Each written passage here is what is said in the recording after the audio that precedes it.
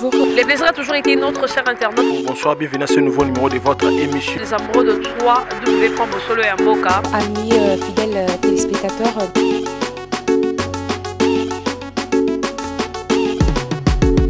Bienvenue chers aimables téléspectateurs, nos fidèles de 3.W, Bosolo Mboka TV. Merci beaucoup pour votre confiance. Bonjour, bonsoir, selon l'heure laquelle vous allez nous suivre là où vous êtes dans le monde. Brazza, Angola, Asie, bonjour, bonsoir, selon l'heure laquelle vous allez nous regarder. Merci beaucoup. Aujourd'hui, je vais parler d'un sujet vraiment très capital. Il s'agit de ce qui se passe sur République Sud-Africaine. Comment est-ce qu'on brille nos confrères, comment on brille nos frères ivoiriens, nos frères congolais, nos frères nigériens, comment est-ce qu'on brille sans froid. Bazo zik qui s'abattou. Sans problème à toi, oui, balikambote. Il y a aussi que moi passe to que notre otika kamboyo. Te tozo mona que gouvernement na biso bazo manifester par rapport à makambo ezoleka parce que bato bazo zikisa ka ba nigérien te.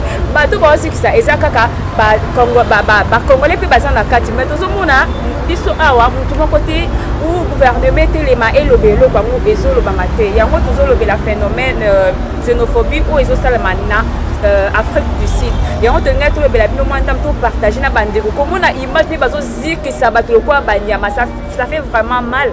Mais avant toute chose, avant tout côté vraiment tout bandako le belasijo auto le belalelo no senga stani mambimbi ou azana régie a balancer les biso éléments tout mon ndenge bazo zik s'abattre. Ba pas kapena carton likolo ka ba tumbambi sa kokauka. Ça fait vraiment pitié. Na moté ma passe yango to ça nos émissions auto l'examen ba image wana nyoso à travers Bosolo et Mboka TV. Et bien comme je vous les avais dit sur Internet, aujourd'hui je vais recevoir pour vous, je suis avec Héritier Maestro, je suis avec Maman Nina, je suis avec aussi Ivan Atlanta, je suis avec Trésor, ce sont eux mes invités. Nous allons un peu essayer de parler pour cet sujet que je viens de vous épingler, il s'agit de xénophobie. C'est sur cet sujet nous allons essayer un peu de débattre sur mon plateau, comment est-ce qu'on tue nos frères. Ça fait vraiment pitié. Et toujours sous Kawapi, le système autozo kende parce que les Nigériens peuvent pas tomber qui qu'on appelle les lumbe. Bon, pas tumba ba boutique, babilo quoi, bazo siki ça pour un nini trouble ou bandit na République Sud-Africaine. Donc bazo siki ça bazo tumba balini na mboka na bangote. Mais avant toute chose pour contre la CG wana, alors rapina benga ki bato baza pe na Afrique du Sud pour na koyeba ka kulaka pour na ko informer bino avant que le CG moko linga oza la informer quelque part pour na olo belango. J'avais appelé un confrère Moutoumoko il est passé la pub émission na Afrique du Sud. Je lui ai posé la question, moi je dis c'est quoi ni dans ça li que non trouble quota pour banda ko tumba bato. Lui m'a expliqué, il dit que non par rapport à ba nigérien ata à la Kinshasa so baye ba sala ramusana bango comme il faut comparé ba congolais bazaka un peu négligent alors ça mais et l'autre comment mi peut ça te bango so baye batala na musala na bango d'abord premièrement batala ramusala. Alors il y a où ça li que kuna na Afrique du Sud Nigérien moko azala nani naye ateka biloko naye Sud-Africa moko pe ayaki de bazulu ayaki pe asomba te ka biloko naye alukele kaka et compréhension moko et celle qui est babunda trouble bimaki na makasi bango pabi pourquoi yaza étranger aya ko s'imposer abeta ndeko na biso moko na kati ya Afrique du Sud et simba te yango trouble wana ezo kipete et qui peut tous à la nani, aux à la nani. Les actes baout mba congolais, baout mba nigérien, baout mba kaso zaka étranger kuna, baout qui pète, baout tumba baout ziki sabato. Avec la complicité toujours de mon réalisateur, il a rappelé image oyo ya na nigérien. Comment est-ce que bango peut tomber qui gouvernement le but trop c'est trop bakoti kate. Bango peut bando tumba babilo na bango batumba na po bango vanda kimia te bazela bat basa la bêtise wana batumba rabatu baziki sarabat baout qui pète. Pourquoi bongo? N'habitez pas biso ba congolais est arrivé là biso trop ezaka en Afrique du Sud. On a vu le cas de Brazzaville, ba expliquer ça capé batou. Ba viola ba maman ba buka ba biloko ba boto la bango biloko. Alors gouvernement biso to zela capé à intervenir à mi pesa kate à intervenir sur ka bongo. Les cas aussi de Luanda Angola. Ba tu ko violer batu ko bengala batu ko zikisa batu ko tumba pourquoi seulement kaka to ko lo bateka pourquoi ba congolais mais bis mingi comme la rabiso bazaïro bis mingi comme la biso ba congolais to zaka victime toujours ya ba biloko na to zaka bien to vra bien te la mboka batu siko nigérien pe akomi mabe pa vivre mabe na mboka batu pourquoi kaka bongo et ni le gouvernement la biso esui comme solution parce que nigérien bazui to yo ki pe zombie pe bango pe kuna trouble bandi tu as une image à Zambie, surtout si tu débattre, tu balancer les images, bon, comment est-ce que ça se peut, tenter, mais à travers aussi cette émission, pour découvrir les éléments aussi occasion, mais à travers cette émission, alors sans plus tarder, on va présenter, inviter pour la parole par rapport à tout ce qui s'est passé. Maintenant, tu as une notification, la bosse est héritier, si que non marche, c'est ça qui est étudiant par rapport à un phénomène xénophobie des Salema. Il y a un cas de attaque par rapport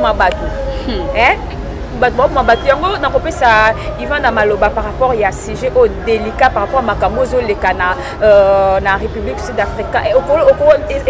Impression dans les années par rapport à merci beaucoup, merci la naturelle maman sociale Gisèle. Merci na bande koyon stu bazota la biso partout dans le monde. Eza na pasi makasi na mutema.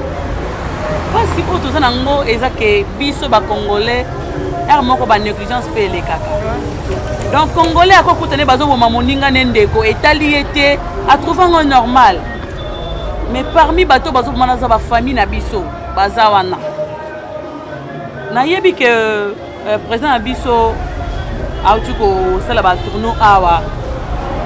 L'Afrique du Sud n'a pas été mais les loyaux, les Nigériens, ils revendiqué les droits de Bango pour télémer la Makambo.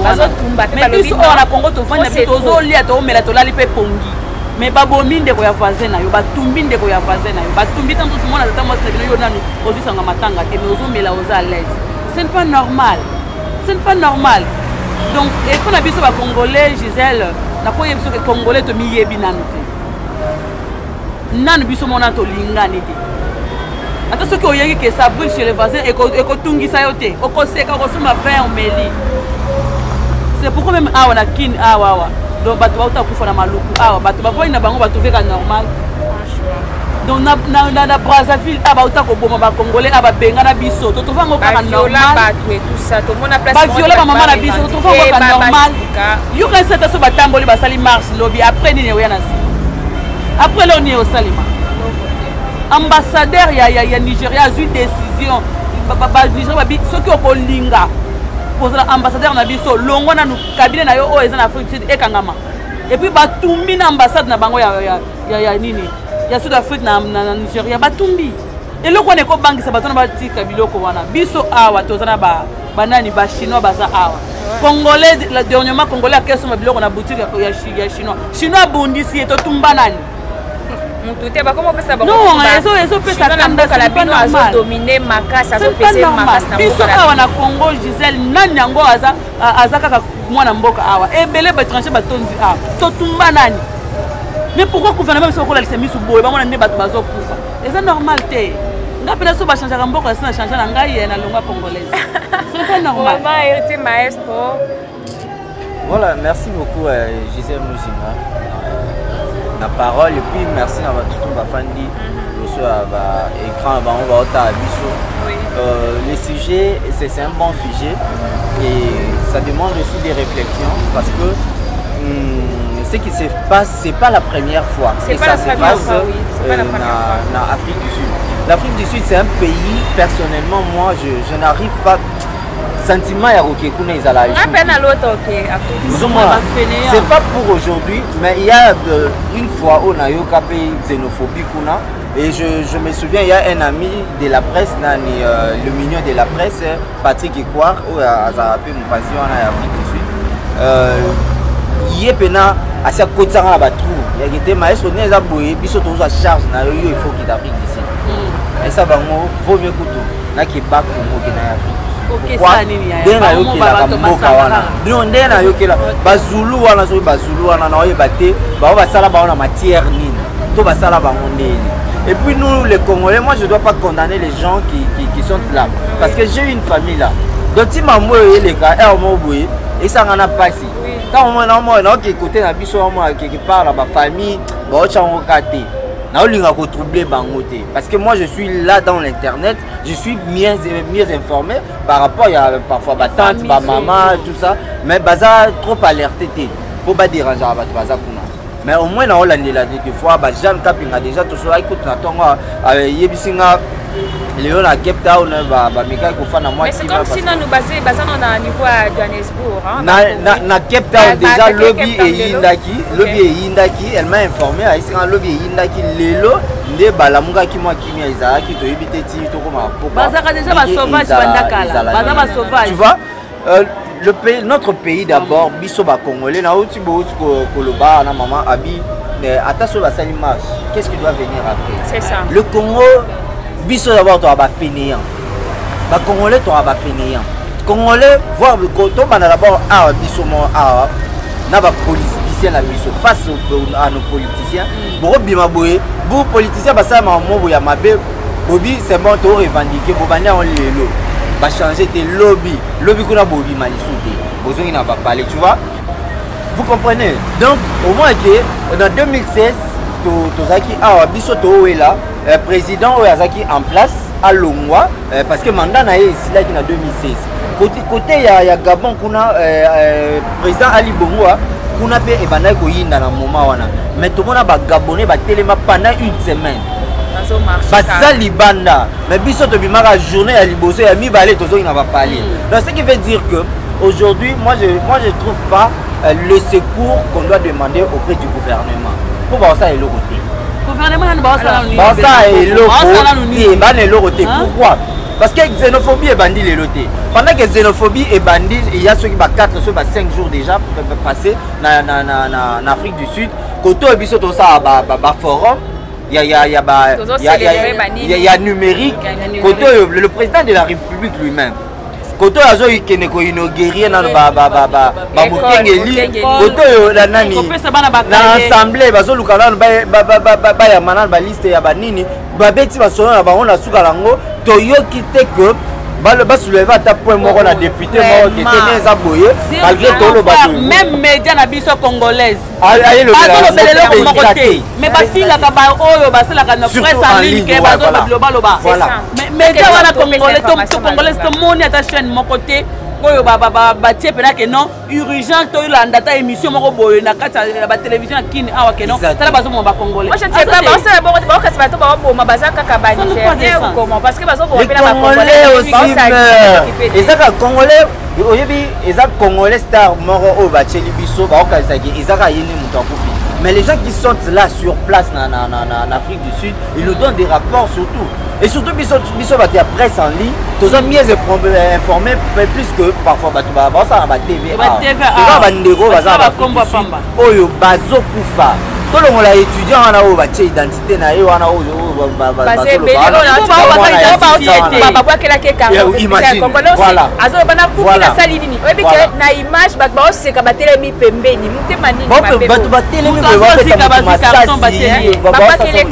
vu pas mal de vidéos en tout cas donc ça fait mal mais n'attendons rien à propos du gouvernement la biso comme secours na kati ya mambo ya c'est-à-dire gouvernement na biso baza incapable ya ko réparer eloko moko boyebo esalami ailleurs na pays mosusu bango bazwango à cœur amen non bango baza wana ka pona bien na bango batia bango baza stationné pona ba famille na bango pona koyiba mbongo pona kolia mbongo na bango et non pona population gouvernement nga nazo comprendre bazo boma bato bazo tumba bato na Afrique du Sud et gouvernement na biso evandi nye pe bazo lia bazo sepela bazo mela ba champagne quel cœur ntemani na mabe baza salini o bazo kufa na za population ya président non pardon limbisanga non pardon mambo c'est taliot surtout tali bien président de la République mambo etalio faut revendiquer quelque chose na pays na biso pe que non ba o bazo kufa na baza bande ko na mais balobi ce qui fait soit disant ba ko marcher ni no moni pas non ça il faut bandimi ngo de marche on les ala ba sensibiliser pe banani Gisèle et ça ne fait moi c'est quoi boyebini o moni muto o a créé tout le monde marche avec étudiants voilà c'est les étudiants quand même mais tout chaque côté politique marche où ils allaient créer na minute où muto azo luka sensibiliser bato a kokate les fils mukoko oui fils qui est fils mukoko na politique na biso ya lelo ozo comprendre place tokini na bana ko zela ndengeni pendant que parfois bon excusez ngai monsieur l'honorable Eliezer Ntambwe papa Molière ba honorable bon excusez ngai pendant que papa Molière na Eliezer Ntambwe ba fongola plateau mobimba bafanda babana ko critiquer gouvernement et autres, il devrait par contre nous sensibiliser à la télé. Ouais, c'est ça. Et puis à ceux qui peut parole nani do ba akena ko lobelani makambo ba budget na ba biso tozela boye bisabiso ke peuple na biso ba congolais botele ba biso ba omoni biso ne to boye bati ya média toza un mot à dire toza ba leader d'opinion ngana na batuna nga o lelo so ba ota nga boye nakolo ba likampe ba yoki yoko za na bango mama ko za na bango yepa ko za ozomona donc bango wana bazana biso tout oyo so papa Molière et ndeko Eliezer batelemi babi bomone eza boye biso toza ba journaliste o to bili boso na bino ba leki na biso ba journaliste tout bozo ba caméra bozo ba micro biso tout ok place tel to ça la boye qui si personne ambassade d'Afrique ici to qui ça yango mais au moins bango c'était quoi ah gouvernement Félix Assaliboy ilunga iluka masaibo on n'a pas besoin de ça pour le moment ba chinois awa ba chinois année passée moni le problème est années congolais azalaka na conscience soki azana libanda ya politique soit azana nous sans fonction sans grade na rôle mais lorsque azukaka position moko na pays akomi ignorant ya tout na moment wana liwa pour cette perte ya vie na loba to souffrance ya peuple commis normal. Or nous ne pouvons pas être là ya ko perdre la vie on vie précieux hein? La vie est précieuse pour perdre la vie à tout moment cependant on a battu mon auto-vote même. Parce que je sais que tant qu'on se remplace à Balobara, élu par qui? Non, pendant que ces peuples vont perdre la vie, vous êtes là pour garder le silence, tu éviter. Tu peux recourir sur quoi? Tu peux tout le monde qui n'est pas président, soit il y a un pays voisin, au Singa, soit aide par rapport à la réalité. C'est anormal, c'est inhumain, je peux dire. Tout ça, la conscience, tant que l'on a il y a différents pays déjà. Même à Zambie, ils ont prouvé déjà qu'ils n'ont pas la conscience, ils ont comprendre ma paix. Non, biso ba Congolais trésor na katiote, tam suto vantoze la ba combattant na potonde basa il a biso marche. Parce que to koma komona ngo donc so likambo il faut ba combattant ba tambo na poto ba marcher. Biso awa so ko bimi na nzela ba ko le bino ba mitu ka gaz. Ce que ça ndeli bat babanga ko manifester pour batmo ba okanga bango comment parce que tout le monde a peur on est à la 4 problème awa ta ko le kate va fingi masque sur terrain bat bamona na problème awa eza que congolais azana mboka na ye mais droit na ye ezate donc bazo fina biso congolais za liberté ya ko bima ko s'exprimer ndenga lingi tozo vivre le quoi tozo ba mboka ba paya mais ba paya ne ba ko biso ba kolo Congo pourquoi lelo likambo esami na Afrique du Sud les loyaux ceux qui pena ata mutu moko ata numéro 1 à l'obité ata mutu moko à télémi à la non trop c'est trop to sensibiliser comme peuple congolais au banda lelo congolais mon côté à se présenter devant ambassade ya Sud-Afrique donc to kei pena to tche ba cadre na ambassade wana kuna epa na bango bayo ke non ndezala kuna bakangi ndenge bandeko ba Nigérien basi oui bike kuna bango ba c'est décidé pour le recours na forum na toza posa ya ko bomate toza posa ko bomate ndenge balongo na forum na bango la po ni te président biso ko lo ba peke to longa pe na forum na parce que c'est président tikali ata ko loba ta message moko ya phrase moko te ba ko loba na bango je vois pas mal de ni tali bango te donc makambo o eleki wana donc eleki bango inaperçu donc ba famille na bango ba kufite ba tumbi bango te donc et concerné même pas bango mais c'est comme si pour en Afrique du Sud gouvernement na bango ba bilo no ça ba appuyer à bango bango ba appuyer parce que leur président les gars qui la télévision il avait parlé mais ba trouble là ils ont continué c'est-à-dire ba appuyer bango pourquoi pas biso pe awa na RDC tous à la bateau ba appuyer biso c'est le que ça au marché pourquoi kaka ba chinois la réalité eloko j'espère na début au lobela qui a jamais to bandi ko to bandi na bakambu ya Brazzaville tu ba réalité c'est pas ça la Brazzaville ma viola batou oh mais les longs élèves ba au contraire ba empêcher même ba kanga ba connexion pour que peuple congolais a comprendre oh bah ça la bande de libanda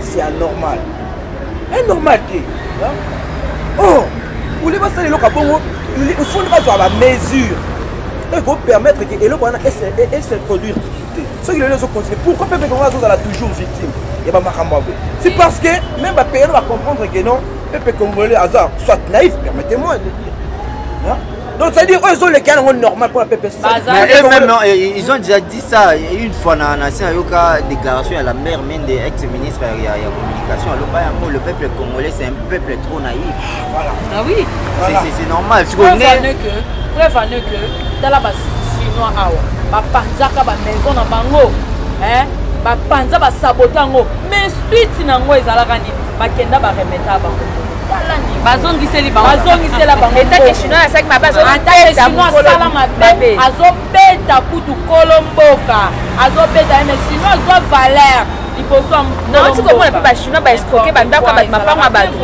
naotokotala na image baescroke mapango ya bato mais bango baki kosamba bapesi mbongo ebele baboteli mpe bato ala mapango eleki nango kaka boye donc nayebi te mboka nini o mboka modele problème eza wa mpena bandeko na nga mpena elinga etangisanga ma ya miso parce que tosengaka na nzambe te tobotama bacongolais mpe bacongolaise donc ezaki volonté ya nzambe eloko nga na kosenga na bandeko na biso nyonso baza libanda boyebake mboka na biso ezokenda kokufa pourquoi tosatandaki ke non lelo oyo tosengaki tochange nano bakonzi ya mboka ta mosusu makambo mosusu ekomarche tochange eloko moko te je vous dis franchement tochange eloko moko te pourquoi mitema mabe surtout la majorité ya bato oyo ya mitema mabe oyo bazaki na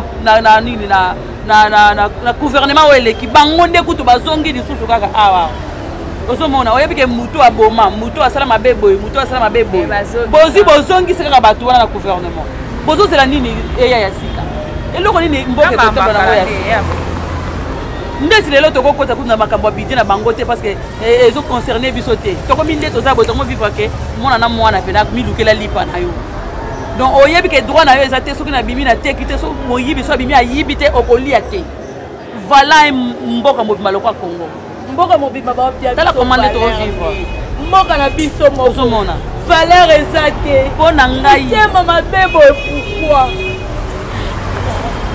mpo na nga mpena bandeko baza libanda vraiment bosatande ke non toza lisusu na ntina kutu ya kozala fier que non naza congolais te bien congolaise te ce que moi je peux dire c'est quoi Gisèle qu'on n'attende rien de notre gouvernement qu'on n'en fasse même pas le débat le gouvernement congolais les politiques congolais surtout bango ba batumo ya que nous sommes importants tant au bazoya poto voter bango une fois élu et c'est fini mais ils oublient une chose lobby na otaki kozala na lemba na kuti bana lemba ba otaki soki pas lisanga bunganga na ebité so azaki ministre ani atangi komonika bongo lisanga bunganga bakendaki fo akikosa remise reprise bientôt là outi toki pas honorable akabe biso ata eloko te masu ba isanga oui que honorable asomaka lupango na vwemba mususu ya isinga te ezaka kutu lupango na ete lupango moi sina imagine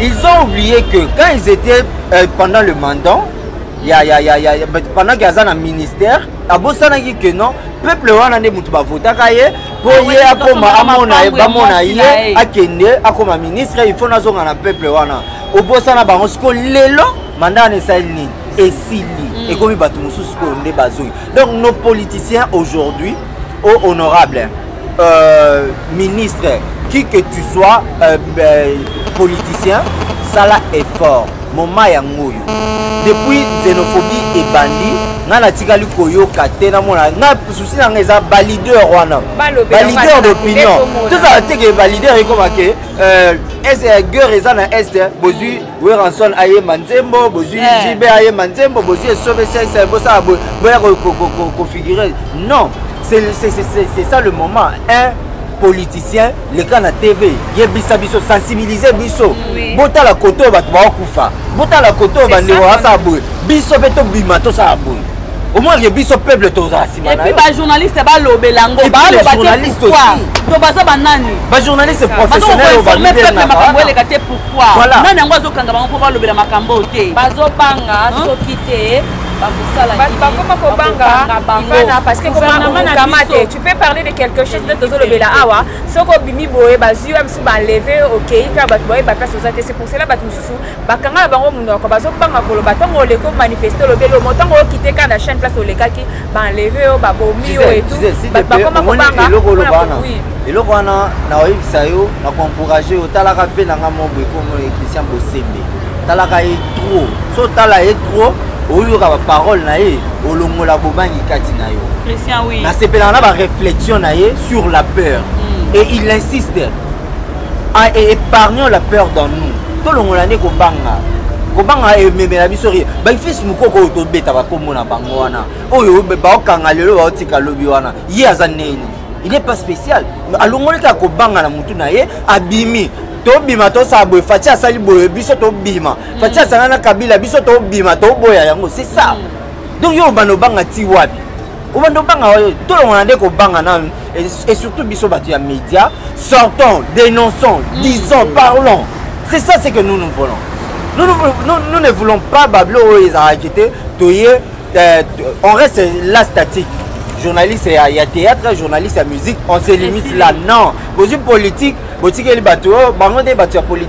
la politique nous regarde nous tous ce qui se fait là-bas en RCA c'est la politique c'est la politique donc ça nous concerne tous parce que nana ndeko en Afrique du Sud nana ye atati na nga mo de na posa na ye mais c'est que mambambo ya normalement parce que la peur ne peut pas rester notre coutume oui voilà parce que vous savez l'homme a un seul ennemi. Vous savez, quand est-ce que l'homme dit c'est lorsqu'il a peur d'agir soit. Vous savez, vous voyez, sur ce, nous devons enlever plutôt la peur. C'est ça. Oui. Et enlever la peur, où est-ce que vous allez manifester? Parce que quand vous enlevez la peur, normalement il faut sortir et manifester par rapport à ce qui se passe. Mais là on dit que tu peux enlever la peur. Vous retrouvez peut-être deux personnes, toi et Trésor et Héritier. Deux personnes, vous allez marcher comment? Et il y a aussi des Congolais naïfs. Il peut parler, il y a aussi des Congolais, il peut être là, il commence à parler, il incite. Quand on lui dit de marcher, de sortir pour manifester, il ne va pas lui sortir. Mais là, il est là, en parole, il peut parler. Mais manifester, il ne manifeste. Mais qu'est-ce qui se passe? L'inconscience. L'inconscience, tu parles et après tu ne réagis pas, c'est l'inconscience. Pourquoi? On peut être à deux, naïna yo kaka, na kina to ça peut sensibilisation et simbi tout ça lika. Vous comprenez? Pour nini? Parce que tu es conscient. Nga ko bima na biké nga na ba chick na nga muké na tangi, na ozwa lettre na nga na koma na ko sa place telle. Na ko ya na osenga demande et puis au Congo mamba sensibilisation ko sa lettre est-ce que par rapport na bino sensibiliser 2 personnes, 3 personnes, 4 personnes. Tam so ko bella tam susu na bandeko parce que ko linga te OK na TV po ke lo ba ke non to bima na balabala lobi. Po ba ko tshelo libaya osaka. Ole ka kudu te. Yeba ke vaze na ko tuno ngana ke malibanda bon ba betanisa sina tika bana nga. Parce que Congolais refuse. Akolinga te parce que yebi ke non pas danger za tuna. Et so bo mika 100 personnes awa. Na presque boté mika 100 personnes. Bon ça 30 minutes 100 mutuka ya. Non mais si vous êtes dans les principes. Quoi? Donc voilà, c'est comment? Donc na Congo ezala que ceux qui yo oye na ba principe de okomi mukanda na yo on informe. Ici ezateke oke ko senga autorisation. To senga autorisation te pour la marche. Je viens j'informe à la ville na hôtel de ville que non, je dois faire une marche na obanda place telle et ko suka boy itinéraire na nga na okebo na okebo. Bino ko pesa ngai sécurité et encadrer marche na nga parce que ça pacifique. C'est melo ya opesi mukongo kaka bango mwana batindele Tokobima maman, tokobima, tokotelema, tokolobela ngo. Tokobima, toyeba te marche ngo alobi est-ce que simba oye simba te nini ba osala o tokene to marcher ti tokesu ki na ambassade ya Afrique du Sud. Totelema tokosala nini? Soki to memi caméra ke tokende kozwa image ata ya marche wana. Bakoboto lo caméra, bakangi cameraman ba beti na yo journaliste. Donc sous gaz, na mumu kamate OK. Finalement tokosala nini na mboka ngo?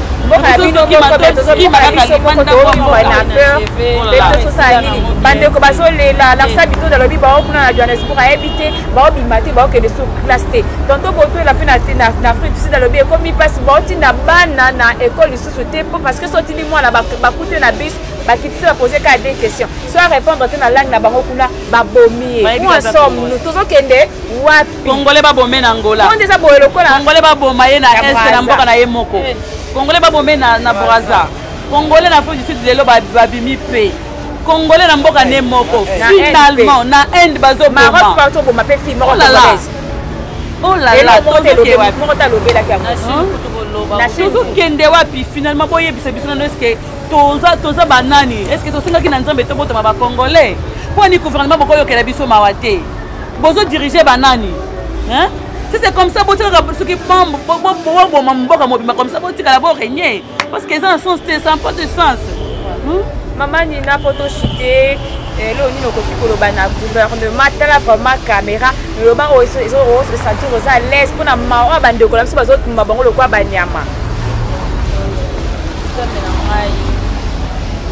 soki mpena babandelaka mpenza babandelaka na batuso mpena bapeliko okongo te ngaboma kongo te kongo te fasima nga kongo te engaki bamboka nde moko oui parce que vraiment gouvernement biso nde pepete tokosunga bino mambo tosalama minene na bacongolais boréagir te boréagir pa biso te boréagir pa bato pa o wana bazokufa wana na braza ezaki ndenge moko bosala effort te bosala eloko te bolekisi yango toye lisusu na nini na angola titititititi babengani biso bato bazokwea na mamai bazokufa bazosalama makambo mabe olobi eloko te eleki bongo toke kaka na mboka na biso awa donc awa soki na ntangi awa ekoma o makambo na frontière awa na beni awa na bavoisin na biso wana bazosala bazoviole bamama bazoviole bana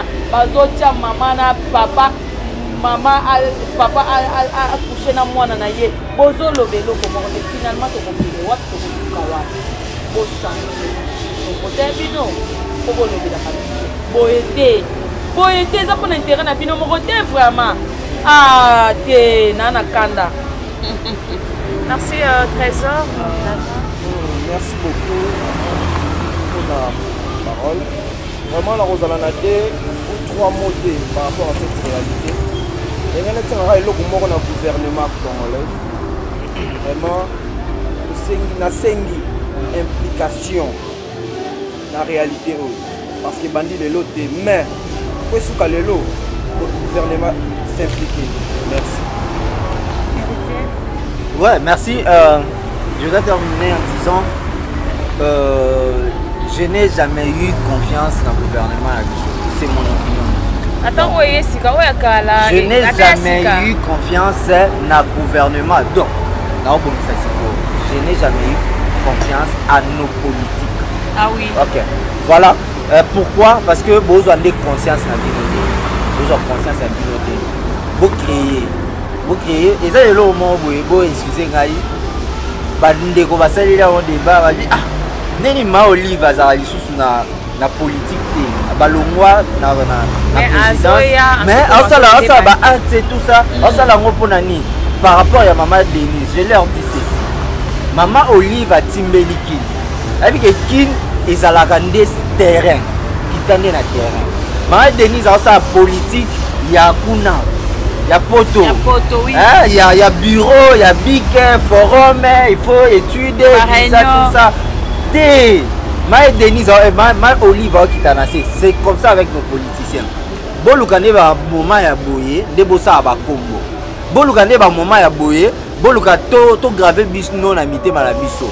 Nani a sala ke abimisa biso boye. Moi je félicite fils Mukoko au lelo a imposé comme on a fils Mukoko, tant opposition, ils ont été opposition, mais aujourd'hui, ils ont le pouvoir. Ils ont eu des places, non? Ils ont le pouvoir. Mais pourquoi? C'est parce qu'il a pris conscience de lui. Donc, les politiciens ont besoin de conscience. boka c'était que mbongo ici fait 5 ans eza muke boma te fatia wala la te fatia wala la te 5 ans ya muke pona ye amona on était ça ka donc bo fongwama bo créer babilo yango yo donc pour nous nos frères et sœurs qui vivent en Afrique du Sud courage. N'oubliez pas que, ne croyez pas que le Congolais, nous avons oublié, tous en la binouga et le monde a mis ma oh tosolo là déjà tosolo là chaque fois chaque tongo dans chaque tongo sur la muki bande kotu na eba na ba en Afrique du Sud il faut na komela bango neni lelo ezande oye basoki na yeba tato to bana so kala te lelo na koma komela bango donc merci beaucoup et surtout à batutu au ba pesa biso confiance ya dans la biso de continuer à surtout Gisèle et le karaté. Quand il y a un sujet, il y a un panzana le maïs. Il y a aussi à maman Mindondo et à maman pardon, il y a maman Embela par rapport à maman Olivier qui to le belango sur le sujet sous le méga débat on peut na bandeko à propos Ivana. Oui, merci Gisèle, merci na bandeko tout ça on a plateau. Oyebi ke toza ité maïsa ya kozoka. Makasi ezate malgré toujours l'obama na kasi toza pour na bande pour na biso se la biso vraiment en fait d'ici koyeba ke tozo kabola mawana bino elongo donc congolais balobite ke faut azana limite ay pona mboka nini ako vanda te biso to fongola mboka na biso to fongola ba porte pona mupaya nyonso to étranger nyonso ayaka na Congo a se sentaka à l'aise na bamboka misusu ya libanda ta misusu komona congolais po atambola boya l'aise eza passe to er nyonso batuna mukanda ndeti bandeko bazo vivre na Angola ezaki lelo bakangi bisaka na yo babwaki libanda baye kotika na frontière misusu bakufi misusu ba violer mais bolingo biso ba congolais to lakana ba étranger balingi biso te po na ngai to banda kolinga ba étranger soki gouvernement na biso pena bozana bolingo ya mboka na bino o bozala ka musala bolakisa biso bolingo wana bien sûr que bokoyiba na bino bokozala bino bambongo to boyite osipoza kaka na bamwa moke oyo kaka na mois un mois oyo o gouvernement bimi bosubozi déjà ebele toyebi mais ata sécurité ya pamba ya bakongolais baza na kati ya Congo na bango baza libanda po awa na kini kuluna azoboma bato kuluna azoviole bacriminel partout libanda mboka ndenge moko biso tokosuka wapi toza basoso na bino donc bozwa pena confiance bolakisa biso bolingo tovotaki bino bolakisa biso kaka bolingo na nde tozosenge pa bino pour moi c'est un peu ça. Ok. Alobaki déjà. Merci beaucoup pour votre confiance. Bateau Union Sport à travers cette émission.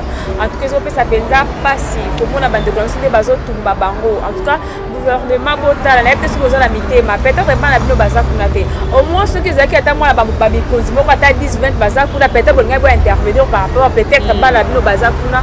En tout cas, vous en a monté mamawa. Ce que je peux dire dans le gouvernement, vous en a monté mamawa. Si vous avez vraiment occasion, Yolanda Bisso moi à travers cette vidéo. En tout cas, pour intervenir le plus tôt possible parce que lobby fils Moko a organisé marche et pour ceux qui ont toqué à ceux qui ont tambo et puis toqué na l'ambassade d'Afrique du Sud mais tout ça là nga ligne vraiment to réagir le coup la bravo vraiment na ba nigérien nyonso au bon manifester bazo tumbape et pour être dans pour don mais biso ana Kinshasa et ça là moi le moment beza ka to sala tant que bazo pour bande ko na biso gouvernement bango était le lobby que non ceux qui ont continué ka ba ko tumbape ambassade d'Afrique du Sud kuna na mboka nigérien en tout cas biso pe ba congolais ba tozo na besoin de réagir de la sorte biso pe soto moni loko et zo biso vraiment au cœur to telemato lo belango et ça la bien ma case merci beaucoup en tout cas ba courage et bien la bande ko na biso nyonso au bazar na Afrique du Sud nous sommes de cœur avec vous vraiment to tiki noter na ba prière nzamba ko sala ceux qui en tout cas moi je dirais quand à mon ngaso bo la ba ba tumba ba c'est mieux bon refouler bango c'est très bien besoin que ça bango pour expliquer bango bazonga la mboka la bango qui est brûlé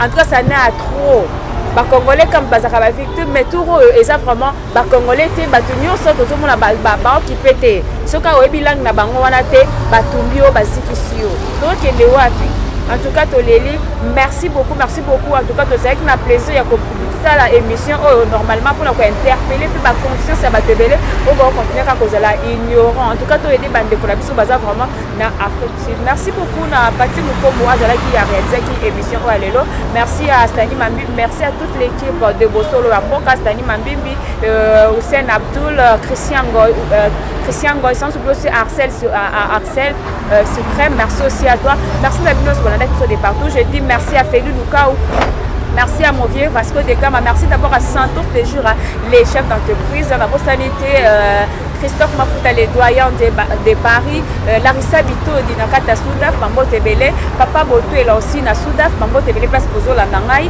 sans oublier plus Bolinga, Biso na Bosolo, Amboka, Tobito Rosalaka, on a si au moins il y a un sujet pour débattre, pour la conséquence, pour la bande de Biso, sur Bazali Banda, Amboka, Baïba, qu'est-ce qui se passe, Rosalaka, on a pour la débattre ensemble avec sœur ensemble avec Yaya, maman pour la kaka, to partager ni les autres cas, population ou gouvernement la biso et la solution.